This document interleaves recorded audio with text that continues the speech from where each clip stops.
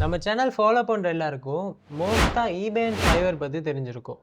But நம்ம நினச்சி கூட பார்க்க முடியாத அளவு ஏர்ன் பண்ணக்கூடிய இன்னொரு பிளாட்ஃபார்ம் இருக்குது. அதுதான் கூகுள் ஆட்சன்ஸ். கூகுள் ஆட்சன்ஸ்னால் என்ன ப்ரோன்னு சொல்லி கேட்டிங்கன்னா, ஒரு சின்ன எக்ஸாம்பிளோட நான் உங்களுக்கு கிளியர் பண்ணுறேன். அதாவது நீங்கள் ஒரு யூடியூபர்னு வச்சுப்போம். ஸோ நீங்கள் வந்து வீடியோஸ் மேக் பண்ணுறீங்க. நீங்கள் வீடியோஸ் அப்லோட் பண்ண ஸ்டார்ட் பண்ணதுமே உங்களுக்கு ரெவென்யூ கிடைக்குமா? கிடையாது தானே. அதுக்கு ஒரு ரீச் வரணும். அப்படி ரீச் வந்ததுக்கப்புறம் உங்களோட சேனல் மானிட்டைஸ் ஆகி அதுக்கப்புறம் வர ஒவ்வொரு 1000 வியூஸ்க்கும் உங்களுக்கு மணி ஜென்ரேட் ஆகும். இதுதானே யூடியூபோட கான்செப்ட். இப்படி தானே யூடியூப் ஒர்க் ஆகுது. இப்போது கூகுள் ஆட்சன்ஸும் அப்படி தான் ஒர்க் ஆகுது. இங்கே நம்ம வீடியோஸ் அப்லோட் பண்ண போகிறது கிடையாது. நம்மளோட இன்ட்ரெஸ்ட்டை டெக்ஸ்ட் ஃபார்மேட்டில் ஷேர் பண்ண போகிறோம். யூடியூப் வீடியோஸும் அப்லோட் பண்ண முடியும்.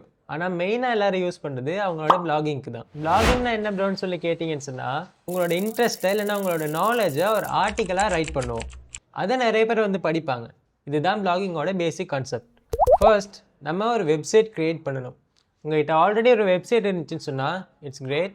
ஈஸியான ஸ்டெப்ஸ் மூலமாகவே கூகுள் ஆட்சன்ஸ் மானிட்டைசேஷன் கிடைச்சிரும். அப்படி உங்கள்கிட்ட வெப்சைட் இல்லைன்னு சொன்னால் நம்ம அதை க்ரியேட் பண்ணணும். அதுக்கு ரொம்பவே செலவாகுமேலாம் யோசிக்க தேவை கிடையாது. ஒரு ஃப்ரீ டூல் இருக்குது, வேர்ட்ப்ரெஸ்னு சொல்லி. ஸோ அந்த வேர்ட்ப்ரெஸ் மூலமாக தான் உங்களோட வெப்சைட்டை நீங்கள் க்ரியேட் பண்ண போகிறீங்க.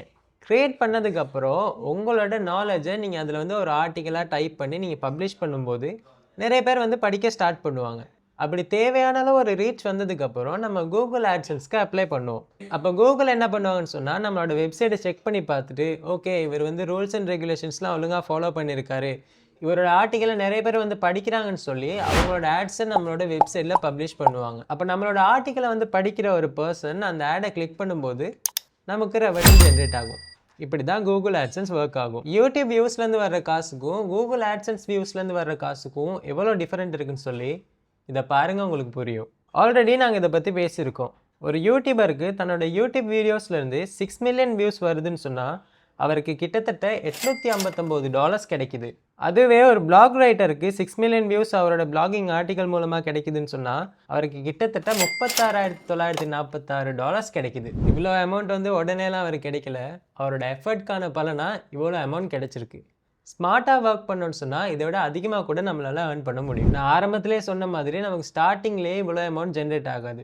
பட் நம்மளோட பேஸ்மெண்ட் ஸ்ட்ராங்காக இருந்துச்சுன்னு சொன்னால் நம்ம எக்ஸ்பெக்ட் பண்ணுறதை விட பல மடங்கு அதிகமான ரெவென்யூ நமக்கு கிடைக்கும். கூகுள் ஆட்சன்ஸில் ஏர்ன் பண்ணுறது நீங்கள் நினைக்கிற அளவு கஷ்டம் கிடையாது, ஆனால் ரொம்ப ஈஸியும் கிடையாது. யூடியூப்பில் நம்மளோட வீடியோஸ் மானிட்டைஸ் ஆகணும்னு சொன்னால் நம்ம காப்பிரைட் இல்லாத மியூசிக் யூஸ் பண்ணியிருக்கணும், அவங்களோட ரூல்ஸ் எல்லாம் ஒழுங்காக ஃபாலோ பண்ணியிருக்கணும், 4000 வாட்சிங் மினிட்ஸ் வந்திருக்கணும், இன்னொருத்தரோட கண்டென்ட்டை அப்படியே காப்பி பேஸ்ட் பண்ணதாக இருக்கக்கூடாதுன்னு சொல்லி சில ரூல்ஸ் அண்ட் ரெகுலேஷன்ஸ்லாம் இருக்குல்ல. அதே மாதிரி கூகுள் ஆட்சன்ஸில் நமக்கு மானிட்டைசேஷன் கிடைக்கணும்னு சொன்னாலும் ஒரு சில எலிஜிபிலிட்டிஸ் இருக்குது. இன்னொருத்தரோட கண்டென்ட்டை அப்படியே நம்ம காப்பி பேஸ்ட் பண்ணதாக இருக்கக்கூடாது. அப்புறம் ப்ரைவசி பாலிசி, அபவுட் அஸ், இந்த மாதிரி லீகல் பேஜஸ்னு ஒரு விஷயம் இருக்குது. அதெல்லாம் நீங்கள் கரெக்டாக ஃபாலோ பண்ணியிருக்கணும். நிறைய பேர் ஆன்லைனில் ஏர்ன் பண்ணணும்னு சொல்லி நினைக்கிறாங்களே தவிர அதுக்கான ஸ்டெப்ஸ் எதுவுமே எடுக்க மாட்டேன்றாங்க. அதுக்கு நான் கோர்ஸ் தான் வாங்கி படிக்கணுமா ப்ரோன்னு கேட்டிங்கன்னா அப்படி கிடையாது. உங்களால் தனியாகவே இதை படிக்க முடியும்.